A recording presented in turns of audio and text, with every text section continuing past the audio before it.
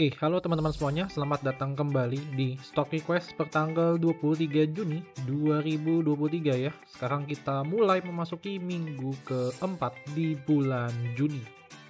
Oke, seperti biasa di Stock Request kali ini aku akan membahas kurang lebih 3 saham ya. Dan semoga di antara 3 saham tadi ada yang menarik untuk ditradingkan minggu depan. Oke, tapi sebelumnya aku mau sedikit review dulu ya, recap menu sore minggu ini.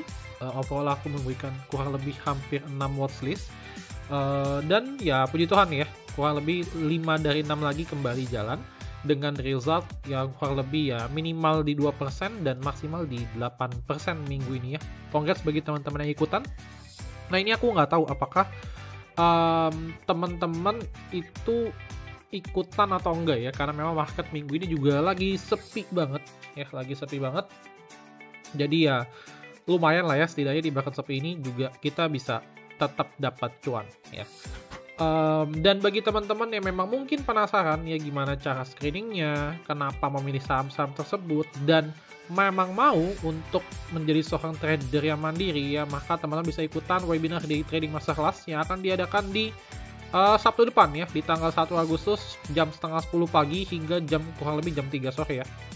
Kita akan membahas banyak hal, dari mulai hal-hal yang basic ya hingga metode yang digunakan dan juga screenernya ya. Teman-teman akan langsung mendapatkan screenernya, dan sehingga kedepannya teman-teman bisa untuk trading mandiri ya.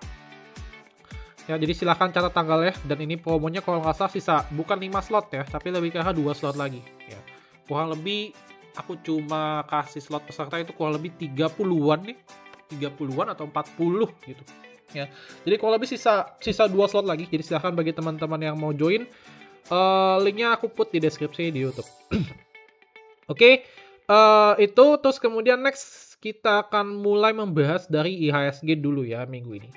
Overall pergerakan IHSG minggu ini ya kita nggak terasa ya, dari bulan Desember hingga ke bulan Juni ya. Teman-teman lihat dari awal Desember hingga ke Juni sekarang IHSG ya gerakannya di situ-situ aja ya, dibuat range tertentu, dan memang sangat sulit ya jujur bagi kita kalau misalkan teman-teman tidak memiliki metode yang oke ya untuk trading di kala IHSG seperti ini ya. Dan sebenarnya nggak cuma metode ya, tapi lebih ke arah psikologis dan juga money management ya. Jadi sebenarnya ya kita bisa lihat kalau misalkan dari awal tahun pun ya sebenarnya IHSG kita masih statusnya lebih cenderung ke minus tipis ya, hampir 2%-an. Dan kalau teman-teman lihat minggu ini tuh IHSG lebih gersang lagi ya. Jadi kalau teman-teman lihat dari periode dari tanggal 12 ya atau 13 gitu, kalau teman-teman buka itu terjadi net foreign outflow yang cukup besar, yaitu di angka hampir 1 triliun lebih ya, 1 triliun lebih. Jadi ini kurang lebih teman-teman bisa lihat ya. Nah, jadi kurang lebih kita memasuki periode ya ketika di akhir April kemarin ya, ketika IHSG turun terus ya, dan memang korelasinya sangat kuat ya ke foreign. Teman-teman bisa lihat di sini ya. Jadi ketika foreignnya mulai exit ya, IHSG pun nggak naik gitu ya, dan bahkan lebih cenderung untuk koreksi ya. Dan seperti yang sudah sempat aku info juga ke member-member yang ada di channelku ya, bahwa memang itu mungkin banget terjadi karena kita bisa lihat ya Amerika itu mulai memasuki yield yang positif ya, dimana inflasi mereka itu 4% dan suku bunga mereka kalau nggak salah 5,25% ya. Jadi spreadnya mulai kelihatan, that's why foreign itu mulai lari ke sana gitu. Jadi ya dia exit dari IHSG kita dan mulai move ke sana ya, dan kelihatan IHSG kita ya makin berat langkahnya. Dan terutama ya ini sudah menjelang juga momentum liburan ya minggu depan IHSG cuma buka di hari Senin dan Selasa aja. Jadi ya jangan berharap banyak juga ya di 2 hari tersebut ya, bahwa IHSG akan ada move besar ya. Kemungkinan besar kita baru akan bisa trading lagi ya di bulan Juli depan. Oke, itu aja sedikit pembahasan IHSG. Minggu depan viewku gimana ya? Minggu depan nih kurang lebih cuma Senin dan Selasa ya, menurutku sih masih akan lebih cenderung bergerak untuk koreksi ya sebenarnya. Dia akan menguji IHSG akan coba menguji area support di sekitar 6620 ya, 6625 sampai 6630. Jadi itu akan diuji oleh IHSG.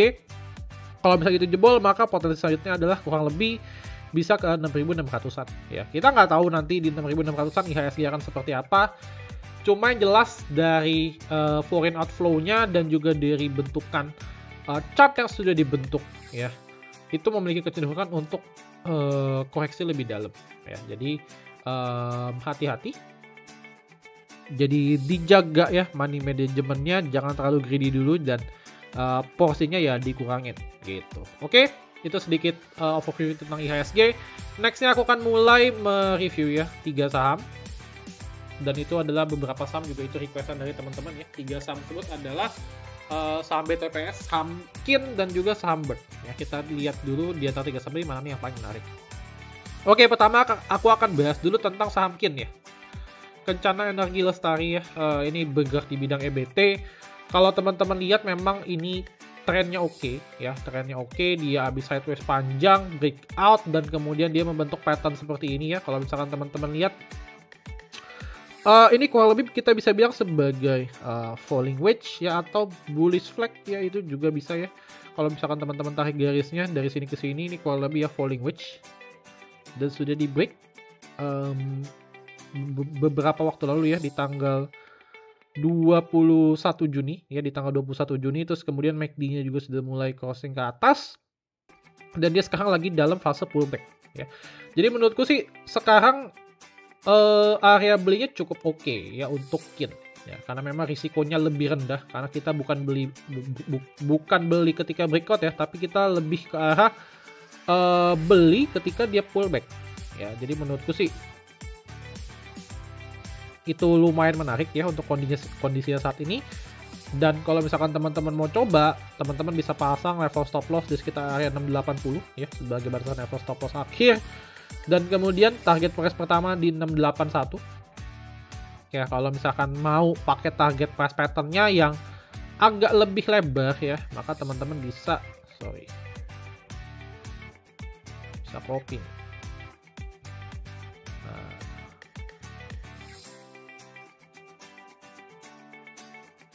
Nah ya, kalau bisa mungkin ke 980 sampai 1000 ya, kalau misalkan memang dia possible banget untuk kalau misalkan dia memang ada flow ke sana. Cuma dilihat dari sisi volumenya, ini memang ya kelihatan ini ada flow-nya gitu. Tapi menurutku sih kita nggak usah muluk-muluk dulu lah ya. Target selanjutnya mungkin yang akan aku tetapkan lah di sekitar sini, yaitu di sekitar area 8.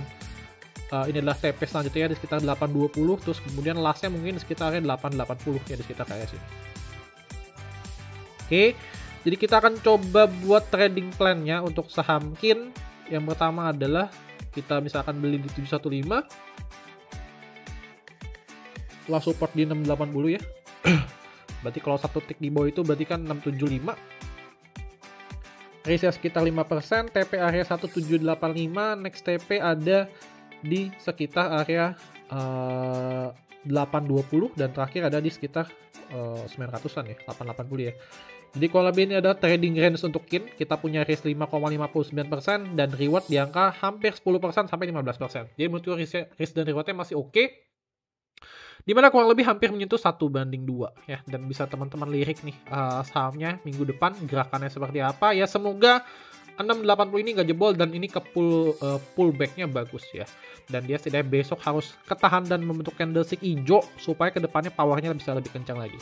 Oke, itu untuk saham KIN. Next ya, saham kedua yang akan aku bahas adalah saham BIRD dulu. Oke, nah untuk saham BIRD sendiri, kalau jujur aku sendiri lebih ke arah danger ya, atau lebih ke arah hati-hati. Kenapa? Karena kalau teman-teman lihat di sini terjadi yang namanya bearish divergence ya, dimana dia harganya naik, tapi secara indikator MACD dia sudah mulai ada koreksi, yang sudah mulai kempes. Itu yang pertama. Reason keduanya adalah dia sudah mulai membentuk tanda-tanda topping off ya, dimana dia gagal breakout dari 21, kita bisa bilang 2150 ya, 2150 sampai 2160. Jadi dia gagal breakout. Ini sudah berkali-kali diuji ya, 1, 2, 3, 4, 5 ya, dan kemarin itu ke 6. Jadi coba diuji 6 kali, tapi ternyata gagal. Jadi menurutku kita harus lebih hati-hati, dan menurutku pribadi sih last yang harus dijaga adalah area 2000, karena kalau misalkan dia jebol dari 2000, maka nextnya yang terbentuk adalah pola double tops ya, artinya itu cenderung untuk lebih ke arah fase koreksi ya, untuk dia turun dan mulai menunjukkan tanda-tanda bahwa dia akan downtrend gitu. Jadi menurutku sih hati-hati.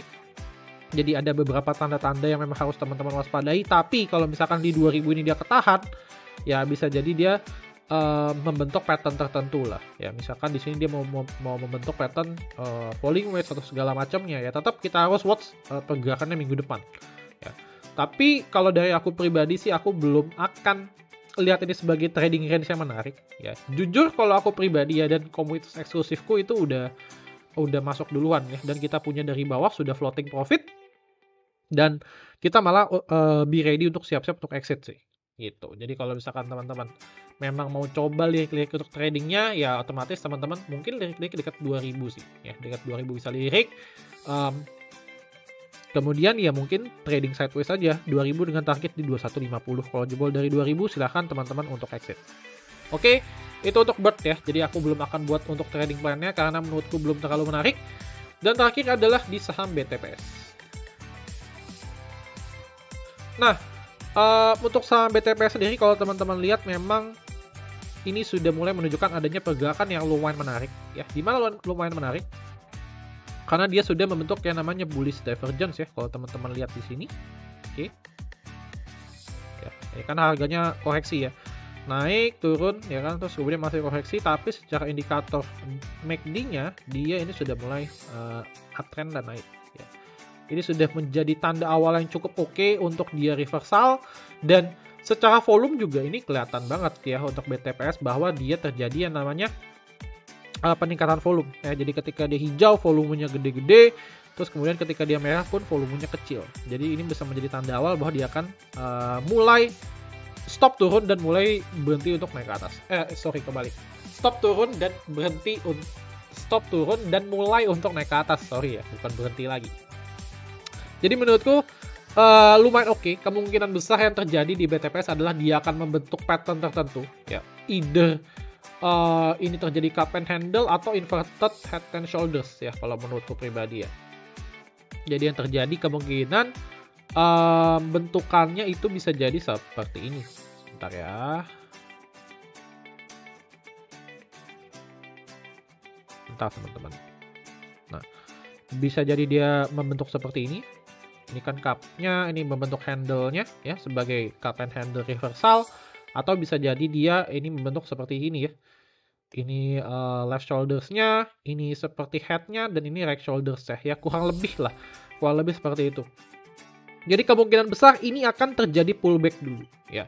Kemungkinan besar ini akan terjadi pullback dulu. Ya. Kemungkinan besar ini akan terjadi pullback dulu ya. Tapi yang jelas pullback-nya itu tidak disarankan untuk lebih rendah dari 1990 ya. Karena kalau misalkan udah lebih rendah dari 1990 ya itu agak jelek lah ya, agak jelek pattern yang terbentuk di sana. Oke. Jadi menurutku sih kalau misalkan teman-teman mau coba untuk cicil beli silahkan ya. Area cicilnya oke menurutku ada di sekitar area 2000 sampai 2100 ya. 2000 sampai 2100 itu teman-teman bisa lirik untuk area belinya. First support ya, atau support pertama teman-teman bisa put di sekitar area 2050, dan last adalah di sekitar area 2000 ya. Jadi kita coba untuk cicil beli ya dengan range seperti ini ya. Dengan harapan pattern yang terbentuk adalah nanti akan jadi seperti ini ya, dan dia mulai reversal dengan target di sekitar area 2300-an, sekitar 2350 ya sampai 2400 ya. Kalau misalkan teman-teman mau ukur kan di sini sebenarnya itu ada pattern juga ya. Di sini ada rounding pattern ya, rounding pattern di sini kalau teman-teman lihat ya. Nah, ini kan dia bentuk rounding. Kalau misalkan kita ukur ya dengan kedalaman patternnya, ini kurang lebih harusnya mirip-mirip target ya, ke sekitar sini ya, bener ya, di sekitar 2350 sampai 2400 ya. Jadi kalau teman-teman lihat, menurutku opsinya ada dua sih. Kalaupun dia besok nggak dikasih turun dan membentuk pattern seperti ini dan teman-teman mau coba buy, sebenarnya nggak masalah, cuma memang risknya akan lebih lebar. Dan menurutku potensinya cukup besar dia untuk menuju ke area 2400 ya untuk sementara ini. Oke, dan kemudian dia juga sudah mulai breakout trend line-nya sih ya sebenarnya ya. Kalau misalkan teman-teman lihat sekilas aja, ini aku nggak gambar karena memang sudah terlalu ramai ya. Dia sudah breakout trend line-nya, trend line trendline downtrend ya. Jadi menurutku sih bisa dilirik juga ya. Ini coba aku hapus dulu ya. Nah, ini kan sudah break sebenarnya. Nah, teman-teman bisa lihat ya. Dia sudah break trendline-nya. Dan kalaupun dia turun ya besok otomatis dia akan membentuk dia akan ketahan di trendline atasnya juga nih ya, dan kurang lebih itu adalah area beli kita juga. Jadi menurutku menarik sih untuk ditradingkan dan diperhatikan minggu depan untuk BTPS. Coba kita lihat ya secara broker summary ya sebagai tambahan. Di week broker summary-nya memang masih distribusi oleh ZP dan TP, cuma diambil oleh foreign ya. Coba kita cek ya.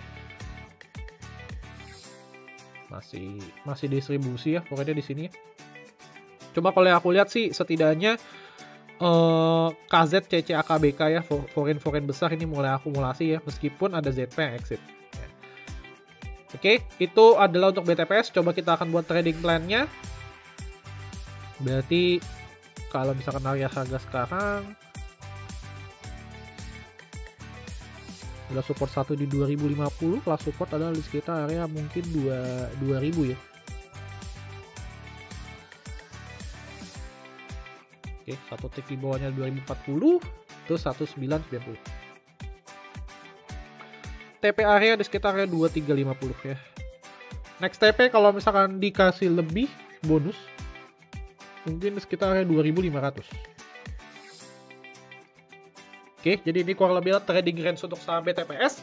Risk dan reward masih cukup oke, di mana rentangnya adalah 1/2 hingga 1/3 ya. Apalagi kalau misalkan teman-teman dapat di sekitar area 2000, itu tentunya akan lebih baik lagi. Oke, paling gitu aja ya teman-teman terkait stock request kali ini. Semoga kedepannya ya setidaknya 2 hari ini market bisa kasih cuan ke kita semua. Thank you teman-teman semuanya. Kalau misalkan teman-teman ada request tambahan, teman-teman bisa langsung ketik aja di channel Telegram kita. Nanti linknya akan aku put di deskripsi di YouTube. Dan terakhir jangan lupa ya, Day Trading Masterclass ini akan dimulai di Sabtu ini ya. So buat yang telat daftar silahkan karena slotnya masih sisa 2. Thank you teman-teman semuanya dan see you in the next video guys. Salam cuan. Bye bye.